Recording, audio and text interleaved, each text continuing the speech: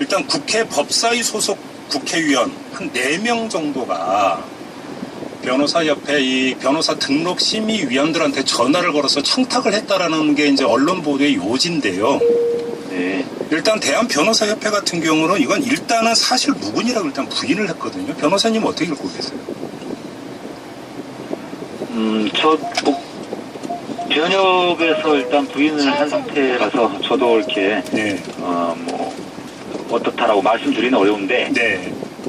충분히 가능성은 있다고 봅니다. 그래요.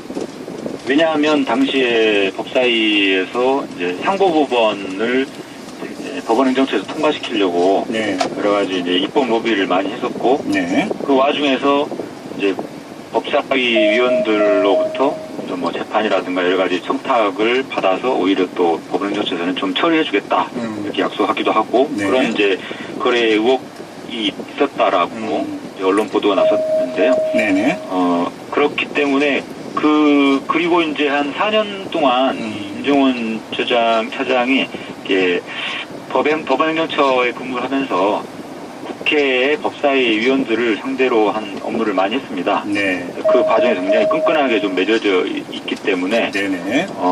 이런 청탁을 이제 국회의원들에게 하고 또 국회의원들이 또 이제 변협 임원들에게 청탁 전화를 하고 그랬을 가능성은 충분히 있다고 봅니다. 일단 지금 이 일이 벌어진 건 지난해 6월이고 현 지금 대한변호사협회 집행부가 들어서기 전의 일이라는 점 하나, 그 다음에 언론 보도를 보니까 변호사협회 직역대책특위에서 6월 26일에 회의하는 과정에서 특위위원들이 이렇게 청탁을 받았다고 이야기한 게 녹취록으로 작성이 돼 있다. 언론 보도는 이렇게까지 구체적으로 나왔으니까 지금 이걸 단순히 그냥 사실 무근으로 치부할 수 있겠는가부터가 사실은 좀 의문인데요. 아무튼 근데 이제 사실관계는 좀 더 확인을 해야 될 것 같고, 근데 지금 변호사님 말씀은 이 보도에 기대지 않더라도 그럴 가능성과 개연성은 충분히 있었다 이런 말씀이신 거잖아요. 네, 그리고 오늘 보도된 거에 보면 네. 문자 메시지를 보낸 게 또 원문이 이제 공개됐지 않습니까? 임종원 전 차장이 네. 본인 걸 이제 보낸 거 말씀하시는 거죠? 네. 네. 그 임종원 차장이 보낸 문자 메시지 내용 보면 굉장히 구체적으로 내가 이런 일들을 이제 변호사가 되면 변협을 위해서 해줄 테니까 어떤 내용이 들어가 있는 거예요, 문자에? 등록 신청을 신속하게 처리해 주시면 네. 6월 임시회 때부터 네. 그 당시에 그 변협에서 굉장히 관심 갖고 있는 쟁점 법안이 있었거든요. 네. 그러니까 세무서법 개정안을 반드시 막아야 되는 입장이었습니다. 변협 쪽의 입장에서 볼 때는. 네. 그래서 자기가 행정처 기조실장과 차장으로 그동안 쌓은 인맥과 입법 활동이 충분히 있으니 그 노하우를 최대한 활용해가지고 네. 세무사법 개정안 같은 그 구체적인 그 법안 내용까지 특정해가지고 네. 그런 부분에 대해서 이미 해당 의원님과 이야기를 나누고 있다 이런 이야기까지 하면서 꼭 등록 신청을 해달라. 그러니까 이 문자 메시지 내용을 보면 예. 단순히 내가 특별한 비위가 없으니까 등록 신청을 받아달라 이런 정도를 넘어서서 아예 변호사 등록을 되면 네. 내가 변협을 위해서 열심히 뛰겠다 이런 이제 공약까지 거는 수준이었던 거거든요. 근데 저는 여기서 의아한 게 하나가 있는데요. 그럼 임종원 전 차장이 변호사 등록이 안 될 가능성도 당시에 있었던 겁니까? 네, 그렇습니다. 왜냐하면 2017년도 3월 달에 네. 퇴직을 할 때 예. 그냥 단순히 뭐 퇴직한 게 아니고 그때 이탄희 판사에 대한 그 사표 관련해가지고 네. 어떤 부당한 지시나 그리고 국제인권법 연구회의 그 학술대회에 대해서 축소하려는 의혹 그런 의혹들이 제기됐을 때 네. 그런 문제들을 본인이 책임지고 사표 쓴 셈이 됐거든요. 형식적으로는 이제 임기 만료로 이제 퇴직한 거지만 네네. 사실상은 그거에 대한 책임을 지고 자기가 물러난 것으로 됐는데 네. 문제는 그 뒤에 4월 달에 진상조사위원회에서 네. 조사한 결과 임종원 차장이 직접적으로 지시한 건 아니다. 예. 이규진이라는 그 양희영 의원의 상임위원이 책임이 있다. 이런 형태로 이제 면죄부를 줘버렸습니다. 예. 그러다 보니까 이 변협에서는 등록 심사를 할 때 이 임종원 차장이 공무원 재직 중 위법 행위로 퇴직했는지 여부가 확실치 않다. 그때까지만 해도 의혹은 있지만 확실치 않다. 이런 이유 때문에 등록이 될 수도 있고 안 될 수도 있는 그런 상황이었던 겁니다. 아무튼 그 임종원 전 차장이 변협에 보낸 문자 메시지 내용을 한마디로 정리하면 그 정상적 수준에 있어서 자기 어필 수준을 넘어서 변호사 그 등록해주면 이걸 해줄게. 저기 거래성 이런 내용이 들어있다라는 것이고 여기에 핵심 내용이 국회의원들까지 움직일 수 있다라는 내용이 들어있다는 것 아니겠습니까? 네, 그러면 여기 문자에 보면 네. 의원님과 이야기를 나누고 있습니다. 이런 표현이 있고요. 네. 등록 후 입법 자문위원 등 비공식 직함을 부여해 주시면 네. 이 입법 전략 회의에도 참석해서 변협을 위해서 열심히 뛰겠다 이런 내용이 있고 실제로 이분이 등록이 허가된 뒤에 네. 정책 고문으로 임명이 됩니다. 변협의 정책 고문으로 임명까지 이제 받게 네. 되는 거고 네. 그러자 이제 언론에서 여러 가지 비판이 쏟아지니까 변협 회장이 그걸 철회해버린 일이 있었습니다. 자, 그러면 좀 그 범위를 좀 좁히죠. 그러니까 그 핵심 문제는 임종원 전 차장과 국회의원, 특히 법사위 소속의 한 4명 정도의 의원이 도대체 무슨 관계에 있었던 것이냐. 바로 이게 핵심 문제 아니겠습니까? 한마디로 정리를 하면.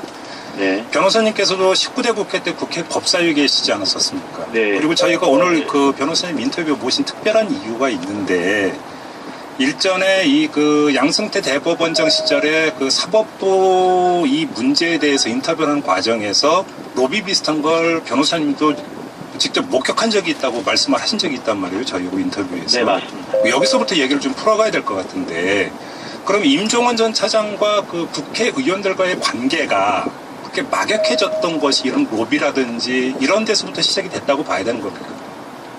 저는 이제 상고법원 입법 로비에서 비롯됐다고 보는데요. 예. 그 당시에 상고법원에 적극적으로 찬성했던 의원들이 누구인지를 보면 네. 그 짐작을 할 수 있을 거라고 생각이 되고요. 네. 저처럼 이제 적극적으로 반대했던 사람은 당연히 그 임종원 처장이 저에게 청탁할 일도 없고 네. 제가 임종원 처장에게 청탁할 이유도 없겠죠. 네.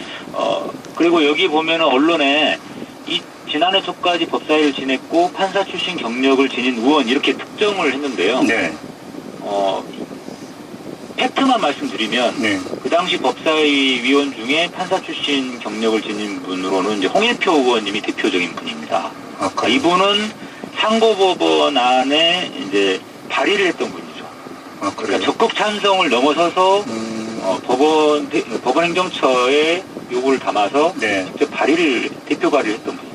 알겠습니다. 지금 이거는 좀 갈라서 좀 제가 정리를 해야 될 것 같은데요. 지금 변호사님께서 그 홍일표 의원의 실명을 거론을 하셨는데 홍일표 의원의 상고법원에 대한 입장이야 뭐 국회의원의 어떤 업무 과정이 있으니까 이야기할 수 있겠지만 정말로 그러면 이 의원이 청탁성 전화까지 했는지 연락까지 했는지는 지금 사실 확인이 안 된 것이니까 그 부분은 사실 확인 안 됐기 때문에 예, 이거는 본인이 청탁 전화를 했다는 뜻은 아닙니다. 네, 그건 좀 분명히 하고 좀 넘어갈 필요가 있을 것 같아요. 사실관계는 좀 분명히 좀 선을 그어야 될 것 같고요. 근데 좀 임종원 전 차장이나 양승태 대법원장 시절에 법원 행정처가 어느 정도로까지 로비를 했던 겁니까? 국회의원들을 상대로.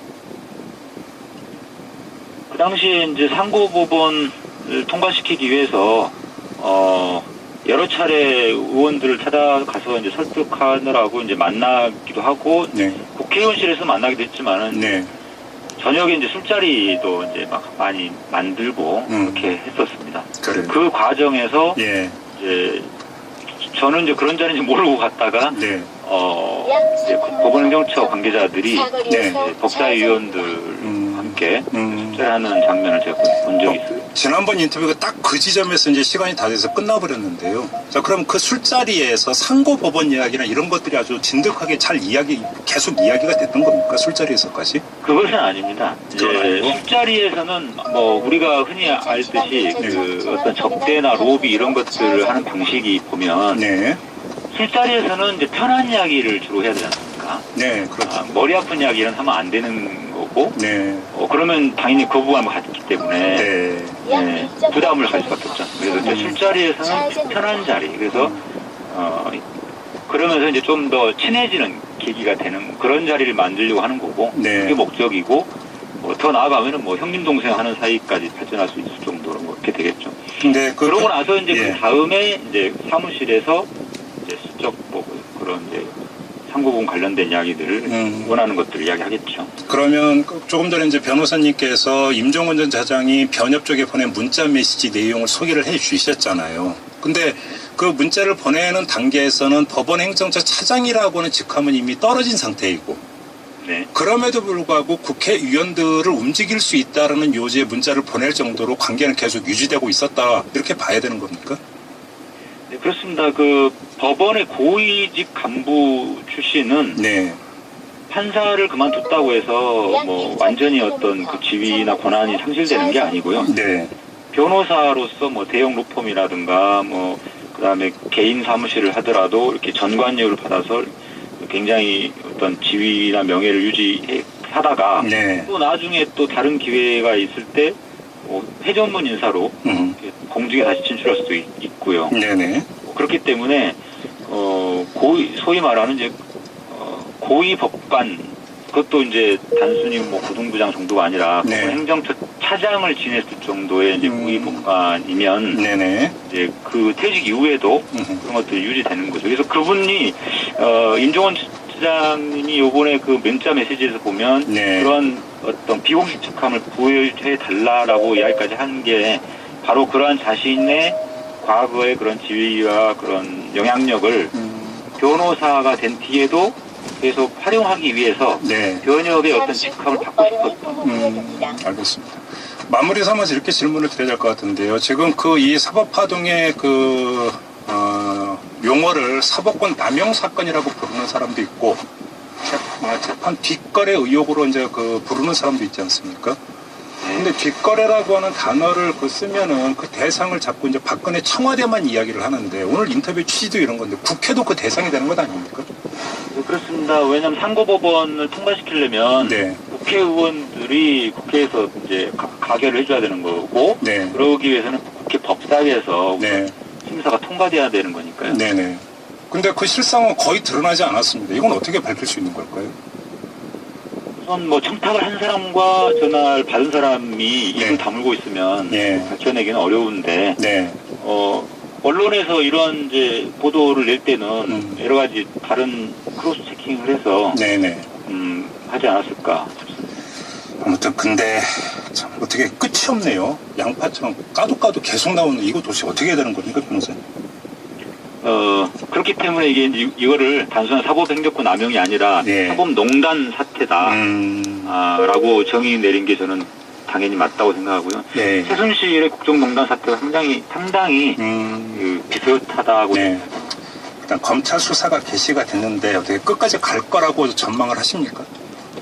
지금 하창우 변협 회장에 네. 대한 대해서도 네. 사찰을 했다, 뭐 불이익을 줬다 이런 이야기들이 나오고 있고 실제 수사 결과가 지금 나오고 있고 한 거 보면 여러 가지들이 지금 아직 밝혀지지 않은 들이 많이 더 있고 네. 추가 증거 조사와 강제 수사를 통해서 여러 가지들이 나올 거라고 생각됩니다.